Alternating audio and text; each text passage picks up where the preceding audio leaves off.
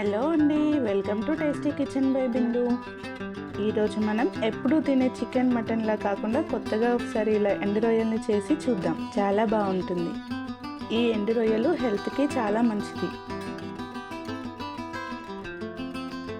ముందుగా ఈ ఎండు రొయ్యల్ని మార్కెట్ నుండి తెచ్చాక వాటిని స్టవ్ పైన ప్యాన్ పెట్టుకొని కొద్దిగా వేయించి వీడియోలో చూపించిన విధంగా నీట్గా క్లీన్ చేసుకొని హాట్ వాటర్ పోసి 2 times కడిగి పక్కన పెట్టుకోవాలి.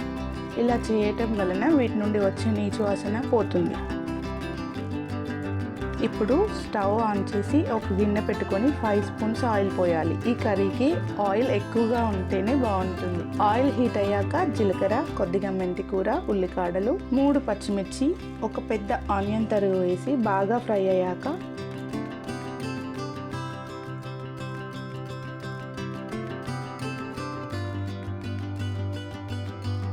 2 spoons అల్లం వెల్లుల్లి పేస్ట్, పసుపు వేసి ఫ్రై చేసి కడిగి పెట్టుకున్న ఎండు రొయ్యల్ని వేసి ఆయిల్లో బాగా ఫ్రై అవ్వాలి.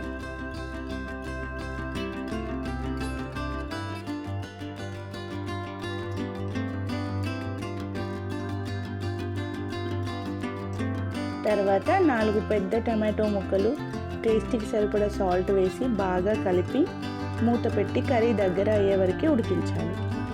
ఒక 10 minutes తర్వాత కర్రీ దగ్గరగా అవుతుంది. అప్పుడు 2 spoons కారం, 1 spoon ధనియాల పౌడర్ వేసి కలుపుకోవాలి.